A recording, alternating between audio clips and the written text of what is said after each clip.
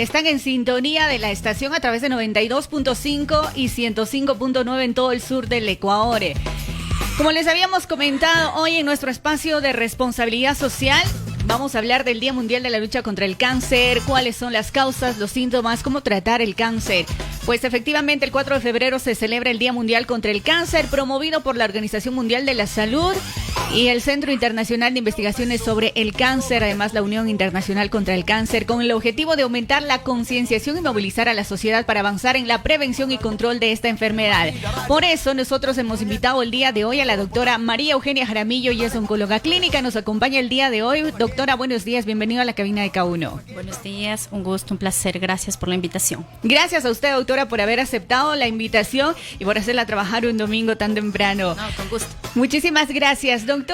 Esto de hablar del cáncer es un tema bastante delicado, muy complicado, porque el cáncer, si no estoy mal, es la segunda causa de muertes en el mundo. Sí. Bueno, como sabemos, el cáncer lamentablemente es una enfermedad que se caracteriza principalmente por el descontrolado crecimiento de las células. ¿Ya? Que esto hace que se propague a nivel local, es decir, que tenga un crecimiento local y un crecimiento a distancia. Principalmente esto puede estar por varias vías, ¿no es cierto? Por vía hematógena, por vía linfática o por continuidad de los tejidos vecinos. Ya, vamos entonces a la gente a explicarle qué es el cáncer. Mucha gente dice, bueno, ya escucha tumor, entonces enseguida lo asocia con el cáncer. Pero de pronto nosotros lo que debemos saber es que existen los tumores benignos, malignos, o de pronto también, pues, de pronto hay ciertas masitas en nuestro cuerpo que la gente puede malentender y puede ya considerarlo como un cáncer. Vamos entonces arrancando desde el principio, ¿qué es en sí el cáncer, doctora? El cáncer, como he dicho, es un crecimiento descontrolado de las células que se caracterizan porque invaden tejidos locales y a distancia. ¿Ya? Estos generalmente, es cierto, como usted dice, son benignos y malignos. Los benignos generalmente son masitas que pueden crecer, pero que no se irradian, o sea, no se van a otros órganos. ¿Ya? En cambio, el cáncer en sí, los tumores benignos generalmente crecen, pero los tumores malignos, a los cuales nosotros denominamos cánceres, ¿no es cierto? La palabra cáncer en sí ya es un tumor maligno.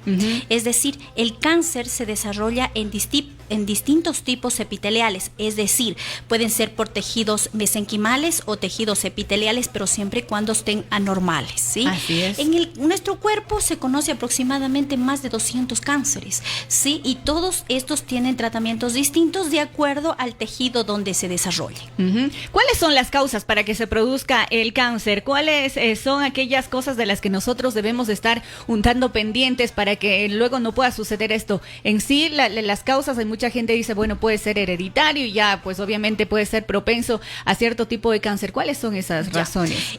Teniendo en cuenta, vamos a hablar del cáncer. El cáncer en sí, el 80% de los cánceres aparecen de manera esporádica, pero un 20% aparecen de manera hereditaria.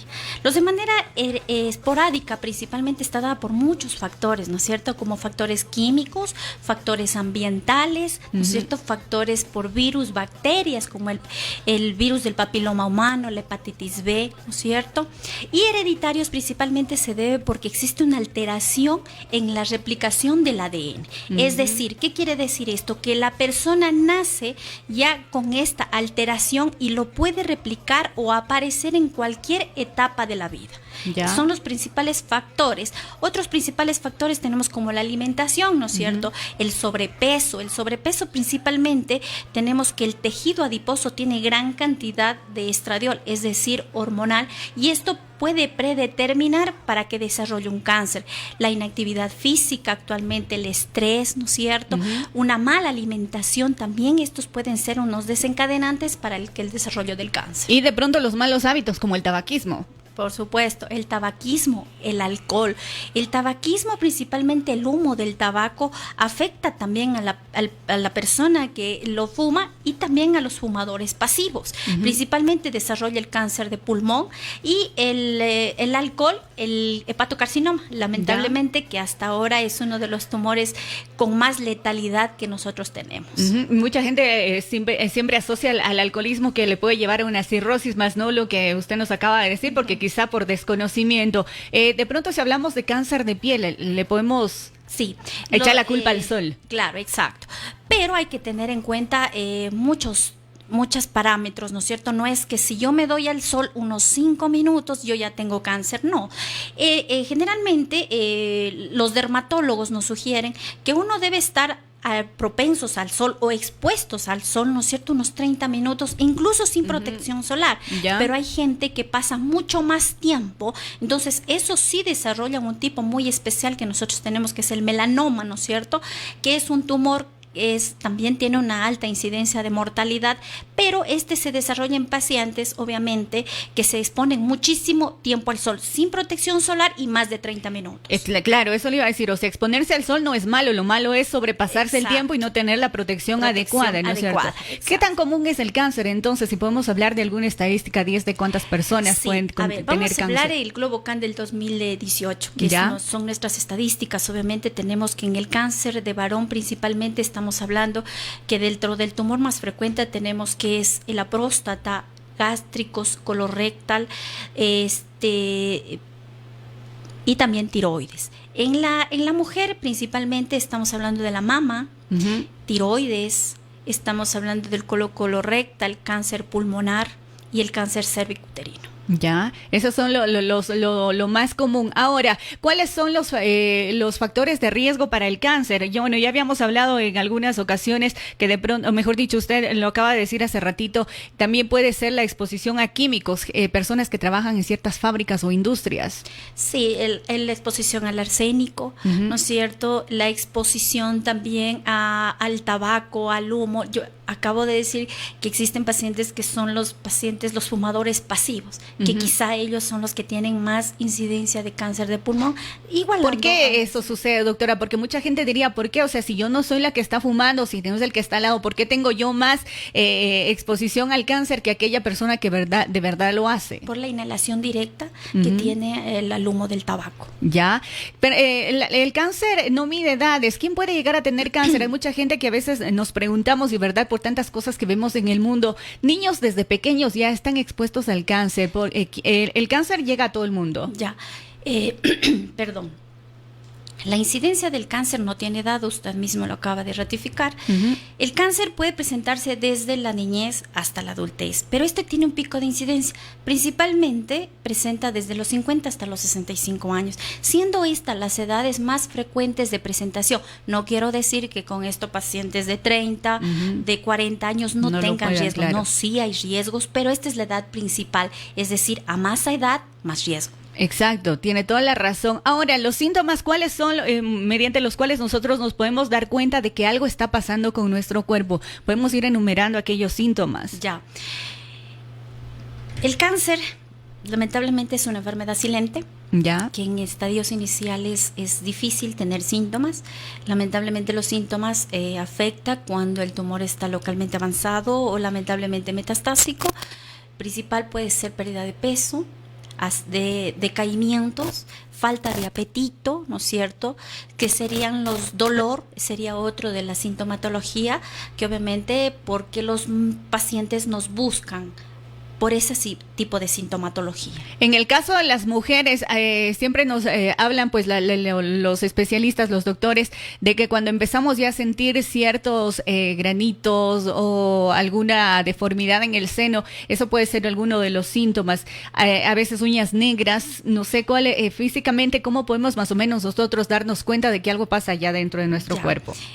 Como vuelvo y repito, el cáncer lamentablemente cuando ya nos tocamos en la mama, ¿no es cierto?, una masita, quiere decir que llega una masita de 2 centímetros, 3 centímetros, ¿no es cierto? Es cuando ya se toca.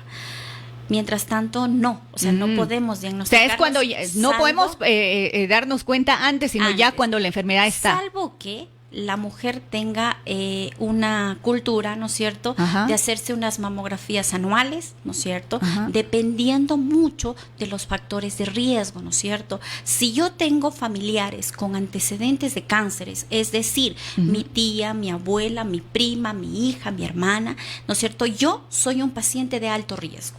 Entonces, mi consejo sería hacer una mamografía, ¿no es cierto? Y si es necesario, y si hay factores genéticos dentro de diagnosticados ya, que son familiares que tienen mutaciones genéticas, el control debería ser a partir de los 25 años con una resonancia. Con un historial así como el que usted acaba de decir, familiar, de que todas las personas en la familia, hablando en este caso de las mujeres, ya han tenido cáncer o cáncer de mama sobre todo, eso quiere decir que inevitablemente eso puede llegar por decirle, a mí, ¿ya? Y si es que yo puedo detectarlo a tiempo, lo puedo detener, o sea, puedo romper ese patrón. Sí, a ver, el cáncer genéticamente es un 20%, no es más, ¿no es cierto?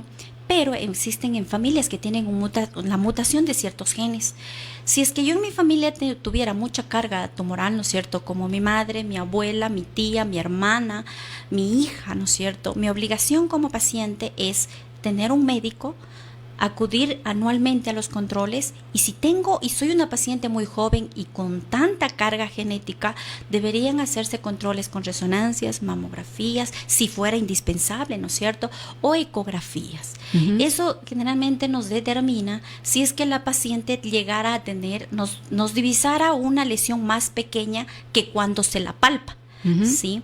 Existen estudios para determinar, ¿no es cierto?, los genes. Existen estudios genéticos. En la actualidad tenemos estudios genéticos para determinar si usted, como ha dicho, que tiene tanta carga genética, usted es portadora de la mutación de estos genes. Y esto sí nos preveniría algo, ¿no es cierto? No sé si usted ha escuchado el tema que fue el boom en el 2013 de Angelina Jolie. Ella tuvo su madre y su abuela con cáncer de mama y ovario, y ella hizo una profilaxis. Sí, y ahora sí está tranquila, obviamente, y tiene que continuar en sus controles. Exacto, eso no quiere decir que ya porque ella se hizo la profilaxis, entonces ya no va a tener, ya no está expuesta. No va a tener, porque ella ya se hizo la profilaxis, ella se hizo una mastectomía y una oforectomía, ¿no es cierto? Ya, entonces, ¿los controles por qué son entonces?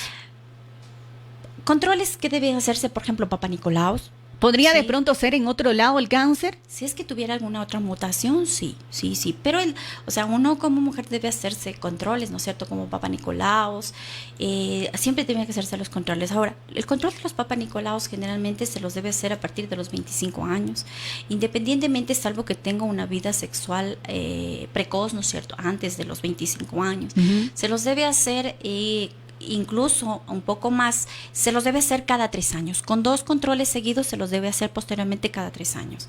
Si es que tuviera algún factor de riesgo como una displasia de alto grado, incluso se los debe hacer anuales. Ya, perfecto. A tener en cuenta todas estas recomendaciones. Si alguien en su familia ha tenido ya este problema del cáncer, ha tenido que pasar por estos malos momentos, pues a estar más prevenidos para evitar su aparición y pues estar con el control a diario para que no se vayan más adelante pues a tener esa preocupación de enfrentar esta terrible enfermedad. Ya queda claro que el cáncer puede ser hereditario, como puede pues también adquirirse más adelante por otros factores. Ahora, ¿cómo vamos a poder prevenir su aparición, sea que sea hereditario o no? ¿Cómo podemos prevenir esa aparición? Ya. Yo creo que uno de los objetivos tanto de los médicos como de los investigadores, ¿no es cierto?, es la detección temprana. La detección temprana en factores o en familias de riesgo. ¿Qué quiere decir esto? Nosotros llegando a la población, hablándoles con términos claros, ¿no es cierto?, que hoy en día existe el término, el cáncer sí se puede curar, ¿sí? Esto debemos hacer vuelvo y repito, con familiares, hoy toda la población, ¿no es cierto?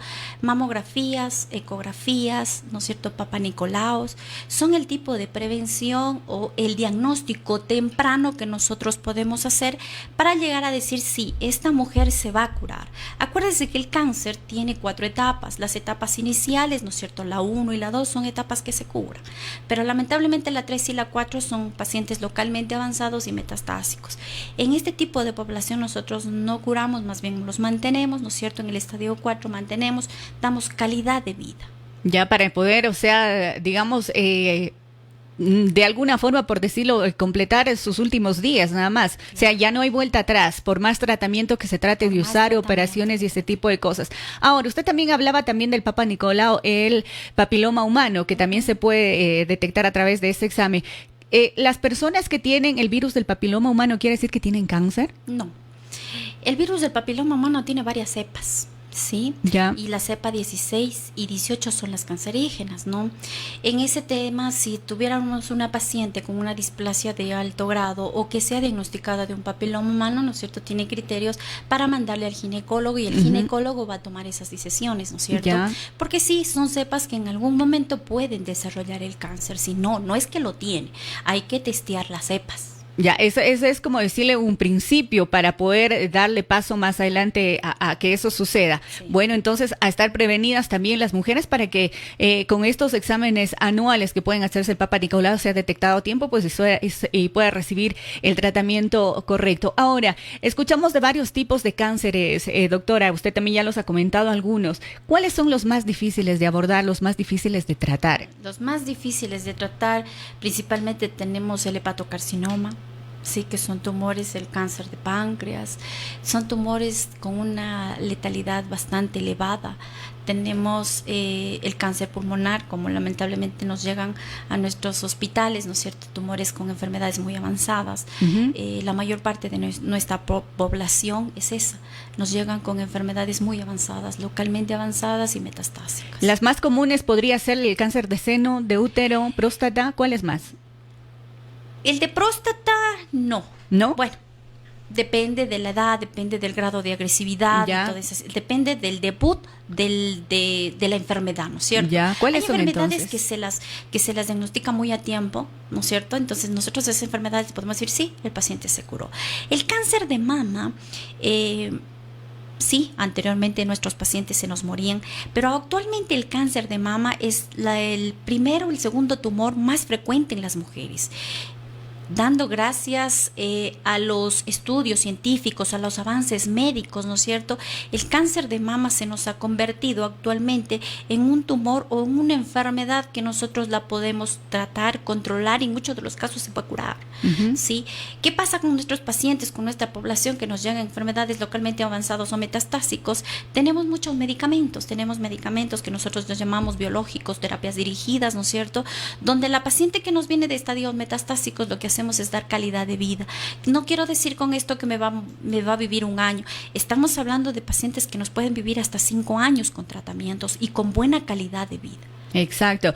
Ahora, ¿cómo tratar ya un cáncer? Depende del tipo de cáncer. ¿Cómo deciden ustedes como doctores qué tratamiento es el más efectivo para poder combatir o mantener a la persona con vida? Ya, perfecto. En el tratamiento del cáncer existen 3 pasos fundamentales que son la cirugía, la quimioterapia y la radioterapia y ¿Ya? la hormonoterapia en el cáncer de mama. ¿Cuál le va Sí. primero? ¿O de pronto todos necesitan someterse a eso o de pronto solo con medicamentos? Ya No, depende. Por eso nosotros mucho hablamos de pacientes.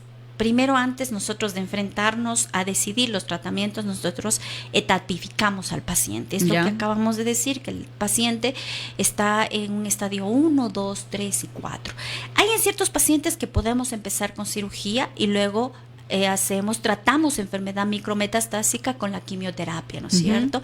Y también tratamos enfermedad local. Para prevenir recidivas locales es la radioterapia, ¿no es cierto? Pero hay en otros casos de las enfermedades que nosotros tenemos que entrar primeramente con quimioterapia para tratar de reducir el tamaño tumoral, ¿no es cierto? Tratar de beneficiarle a la paciente principalmente en la sobrevida global y luego nos iríamos con cirugía, ¿no es cierto? Todo depende esto de la etapa en que se presente el cáncer. ¿Ya? Ahora, doctora, si bien es cierto, escuchamos mucho acerca de estos tratamientos de la quimioterapia, la radioterapia y la cirugía, pero los que no hemos pasado por estos momentos, desconocemos en sí en qué consiste la quimioterapia. Muchas de nosotras las personas escuchamos quimioterapia, lo único que sabemos es que se les cae el pelo cuando se someten a las quimioterapias. ¿En qué consiste la quimioterapia? Ya, la quimioterapia es un medicamento, ¿no es cierto?, que nosotros lo administramos por vena. ¿Ya? La administración y la frecuencia depende principalmente del tipo de tratamiento, del tipo de tumor, perdón. Puede ser cada 15 días, cada semanal o cada 21 días. El efecto principal de la quimioterapia es atacar a las células que tienen mayor proliferación, es decir, a las células que tienen gran cantidad de vasos sanguíneos o como nosotros lo llamamos angiogénesis. ¿Ya? Entonces, ese es el objetivo de la quimioterapia, atacar ese tipo de células, ¿no es cierto? Y al atacar, obviamente, pues da síntomas, ¿no es cierto?, como la náusea, el vómito, el decaimiento, la la caída del cabello, ¿no es cierto? Mielosupresiones también nos da mucho, quiere decir la baja de defensas, que esto es un común de los efectos adversos de la quimioterapia. El paciente después de terminado la quimioterapia se recupera, sí, se recupera muy bien porque sus células nuevamente vuelven a su ciclo de vida y el paciente vuelve a ser tal cual, ¿no? Ya, ¿y la radioterapia en qué consiste? La radioterapia consiste en la aplicación de rayos, ¿no es cierto? Pero esa manera local, es decir, donde fue operado el paciente, estamos hablando de un cáncer de mama, ¿no es cierto? Le administran la radiación en el lugar donde fue operado. Esto es para un control local. Ya, y la cirugía obviamente es la extirpación del tumor. La extirpación del tumor. Y sí. Todo esto se complementa con medicina. Todo. La mayor parte, casi un 80% de los tumores que son operados pasan a quimioterapia. Exacto. Ahora, mucha gente al escuchar esto de las quimioterapias y sobre todo se pone a pensar en los efectos secundarios que puede traer todos estos tratamientos. En sí el tratamiento puede ser muy maltratador, puede resultar peor que el cáncer, puede, ¿verdad?, llegarle a agotar a la persona o no. Sí, no es que le va a matar. No, ¿Ya? no, eso no. A veces muchas de las personas entendemos mal, dicen, no, la quimioterapia mata. Y no es así. Vuelvo y repito, la quimioterapia nos da toxicidad porque ataca exactamente esas células de mucha proliferación. Entonces, al atacar esa situación, obviamente va a causar síntomas, pero los síntomas son llevaderos, tolerables, ¿no es cierto? Nosotros evaluamos mucho a un paciente para administrar ese tipo de medicamentos, ¿no es cierto? Nosotros necesitamos un paciente prácticamente estable, ¿no es cierto? No podemos administrar un tratamiento de quimioterapia a un paciente que está con un estado físico muy decaído, porque sí, en ese momento puede que se administre y el paciente puede decaer un poco más, sí, pero en sí son efectos que son superados, son controlados. Que se pueden reponer. Medicamentos, mandamos a casa con medicamentos y estos síntomas y signos que presentan los pacientes se recuperan terminados los tratamientos. Doctora, hemos escuchado el término muy frecuente, sobre todo en cuando hablamos de cáncer. ¿Qué es la remisión? La remisión quiere decir, hay remisiones completas, hay remisiones parciales, ¿no es cierto? Y tenemos que en la remisión completa quiere decir que tanto la sintomatología del paciente la ha superado. ¿Ya? Esa es la remisión completa, ¿no es cierto? A pesar de que tenemos un tumor ahí, ¿sí? O sea, el paciente tiene el tumor, pero está sin síntomas. Le estamos dando calidad de vida. ¿Ya? La remisión incompleta quiere decir que el paciente aún tiene síntomas, como por ejemplo dolor, ¿no es cierto? Pero hemos logrado bajar esa intensidad del dolor. Pero obviamente los tumores están ahí, ¿no es cierto? La remisión no es igual a curar. No, son la disminución de los síntomas que los pacientes presentan. Ah, ya, perfecto. Gracias por esa aclaración. Ahora, ya queda claro que el cáncer en algunos casos se puede llegar a curar, en otros no. Cuando es detectado a tiempo, pues quizás sí, el tratamiento, las cirugías y todo eso nos puede llegar a salvar la vida. Es lo importante de poder ser detectado a tiempo y sobre todo de acudir al especialista con tiempo. ¿Qué pasa cuando una persona ya se siente mal? Lo primero que hacemos es obviamente, como desconocemos, acudir a un médico general. ¿Cuándo es que ya se encarga efectivamente un oncólogo? ¿Es porque el médico, el general, le contacta al oncólogo? ¿Cómo puede el paciente llegar donde un oncólogo? Generalmente los pacientes cuando tienen síntomas es visto, en realidad usted tiene mucha la razón, es visto por un médico general, ¿no es cierto? El médico general se encarga de hacer estudios, pedir exámenes de sangre, ¿no es cierto? Y de acuerdo a eso detecta si existe una masa, lesiones, si existe anemias y alguna otra situación. En ese momento el médico general es derivado a un médico de medicina interna o, por ejemplo, a un ginecólogo cuando se tiene una masa en la mama o le hacen una colonoscopía, el gastroenterólogo. En ese momento ellos miran, toman una biopsia y ese momento es enviado al oncólogo. A nosotros la mayor parte de nuestros pacientes, ¿no es cierto? El 90% de nuestros pacientes a nuestra área llegan ya con diagnóstico. Ya, entonces ahí empieza ya el tratamiento. ¿Cuánto tiempo puede durar la vida de una persona que es detectada con cáncer? ¿Depende del tipo de cáncer? No del tipo, sino más bien de los estadios clínicos. Si es un paciente que está con un estadio clínico, tiene una sobrevida aproximadamente del 80%. Estamos hablando de 5 años, ¿no es cierto? Pero si son estadios más avanzados, ¿no es cierto? La supervivencia va disminuyendo. Si tenemos que son estadios 4, ¿no es cierto? La supervivencia de estos pacientes es del 15 al 20%. A ver, como habíamos, usted anteriormente ya lo había explicado, cuando hablamos de estadio 1 y 2, puede ser un tiempo de vida más prolongado. Sí, si hablamos de 3 o 4, muy probablemente se cure. Hablamos de 3 o 4, ¿es menos de 5 años? Sí, menos de 5 años. Cuando la enfermedad está completamente avanzada, y es cuando se hablan de meses, porque a veces escuchamos ese tipo de casos en que dicen los doctores le dieron 2, 3 meses, le dieron 1 año. ¿En qué se basan ustedes para eso? Primero, en lo avanzado de la enfermedad y con la sintomatología que tenga el paciente. Cuando el paciente es diagnosticado lamentablemente en un estadio 4, obviamente los síntomas y signos de los pacientes son muy claros, ¿no es cierto? Es deterioro del estado físico, dolor, anemia, ascitis, derrames pleurales, ¿no es cierto? Son pacientes que tienen muy comprometido su estado de salud. Entonces, a ese tipo de pacientes, aparte se suma esto, la edad, ¿no es cierto? Entonces, son pacientes que son muy lábiles. Nosotros a esos pacientes generalmente no les hacemos tratamiento, más bien los pasamos a cuidados paliativos clínicos.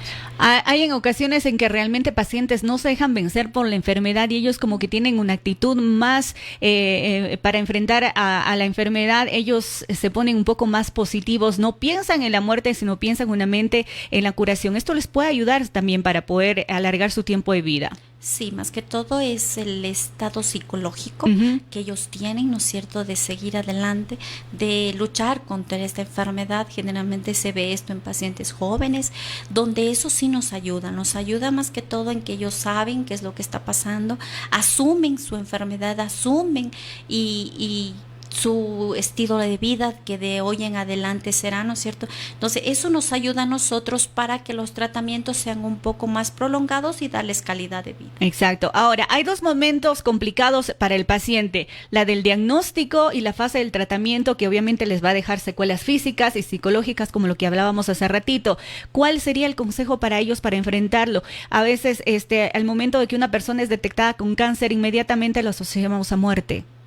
Entonces, ¿cómo ellos o cómo qué les podemos decir a aquellas personas que de pronto andan pensando ya en ese tipo de cosas, que escuchan la palabra cáncer y para ellos es sinónimo de muerte, y no en todos los casos es así? No, en todos los casos no es así. El cáncer, cuando se lo detecta a tiempo, no es sinónimo de muerte, sino sinónimo de curación. En los estadios más avanzados y en los metastásicos sí podríamos hablar, no de sinónimo de muerte tampoco, porque hay tratamientos actuales donde la sobrevida de nuestros pacientes ha aumentado. Vuelvo y repito, tenemos muchos medicamentos, incluso uno de ellos en un cáncer especial, por ejemplo como el cáncer de mama, que una paciente incluso en estadio 4, donde tiene metástasis cerebrales, pulmonares, hepáticas y óseas, estamos dando calidad de vida. Por ejemplo, estamos hablando de aproximadamente 5 años con este boom de medicamentos que están viniendo actualmente. Exacto. Ahora, ya una vez superado el cáncer, una vez enfrentado todos los tratamientos, el paciente ha llegado a superar la enfermedad, de pronto, ¿ellos pueden llegar ya a recuperar su calidad de vida al 100%? Sí, se recuperan porque son células que se regeneran con tiempos prudenciales, ¿no es cierto? Entonces el paciente vuelve a su estado natural, vuelve tal cual fue, ¿no es cierto? Vuelve a sus trabajos, vuelve a su vida normal. Pero ¿el cáncer puede volver en algún momento, doctora? ¿O es que estos pacientes deben estar en controles mensuales, anuales, no sé cómo? Porque de pronto se ha escuchado muchas veces de algunos casos de personas que ya lo superaron, se operaron y todo a la normalidad, pero después de determinado tiempo regresa. Sí, generalmente los cánceres cuando son en estadios iniciales, la sobrevida es un poco más larga, ¿no es cierto? Son tumores que pasan los 5 años de sobrevida. Ellos generalmente pasan en controles.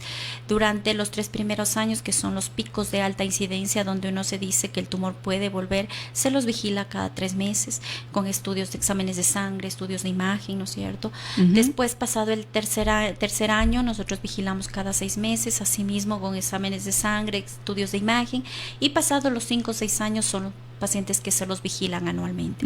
No quiere decir que con esto el paciente a veces dice no, me dieron de alta. No, son pacientes que generalmente nosotros los vigilamos cada año cuando pasó los 5 o 6 años. Exacto, hay que tener más atención con aquellas personas. Ahora, doctora, usted como profesional, como oncóloga clínica, quiero que me dé su punto de vista. ¿Cree que conseguiremos algún día que el cáncer se cure completamente, que llegará el momento en que llegue nada más a ser una enfermedad crónica y ya no tan preocupante como ahora? Actualmente en la enfermedad avanzada, ¿no es cierto? Y en la enfermedad metastásica lo que tratamos es de cronificar la enfermedad, tal cual como una presión, ¿no es cierto? Tratar de cronificar es decir, que es un paciente que me va a vivir más tiempo, pero hablar de curación en estadios avanzados es difícil, ¿no es cierto? Son pacientes que deben ser sometidos a tratamientos cada 15, cada 20 días o semanalmente, ¿no es cierto? Con medicamentos que en buena hora, ¿no es cierto?, nuestros científicos, nuestros estudios han permitido que estos pacientes nos vivan más tiempo. Actualmente el objetivo de los oncólogos, ¿no es cierto?, es tratar de cronificar esta enfermedad.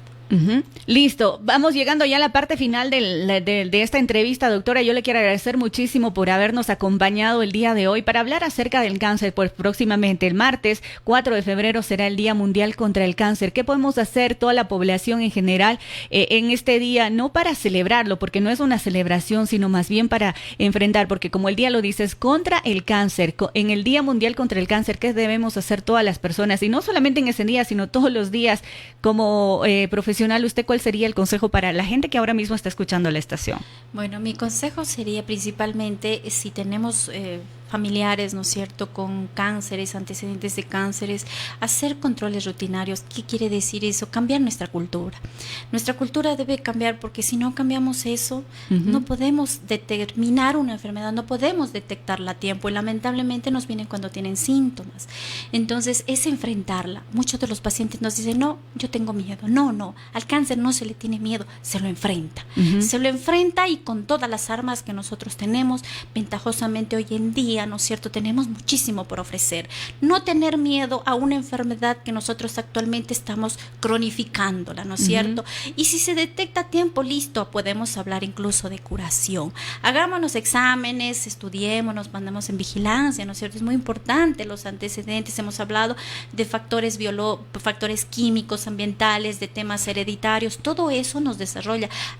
Acordémonos que hoy en día el cáncer está en aumento, entonces no tener miedo, enfrentarla a tiempo, y cuando no podemos a tiempo, listo, hacer el tratamiento de cronificar, que eso en realidad es un avance para nosotros. Exacto, tiene toda la razón, doctora, porque he escuchado casos de personas que con antecedentes familiares ya tienen miedo de hacerse los exámenes precisamente por los resultados, pero yo creo que eso es peor, porque siendo ya detectado, pues podría hacerse un tratamiento a tiempo antes de que la enfermedad le agarre ya cuando esté en una fase 3 o 4, como lo que usted comentaba. Cierro con lo siguiente, con este dato que tenemos por acá, que desde el año 2019 hasta el 21, la campaña del Día Mundial contra el Cáncer es Yo soy y voy a, haciendo un llamamiento a cualquier persona a actuar contra el cáncer, cualquier acción individual que puede suponer un cambio a nivel global, y esto es lo que se elige reflejar. Como decía acá usted, doctora, ¿no?, en el Día Mundial del Cáncer, ¿quién es usted y qué es lo que va a hacer para poder enfrentar esta enfermedad? Muchísimas gracias. Nos acompañó el día de hoy la doctora María Eugenia Jaramillo, y es oncóloga clínica. Hemos hablado hoy del cáncer, para que usted esté muy atento a todas las alertas que nos puede dar esta enfermedad. Si usted quiere revisar esta entrevista, lo puede hacer ahora mismo a través de Facebook Live. Nosotros lo habíamos transmitido en nuestra fanpage. En Facebook nos ubica como Radio K1S. Continuamos en la programación de K1 Positivo. Siempre es la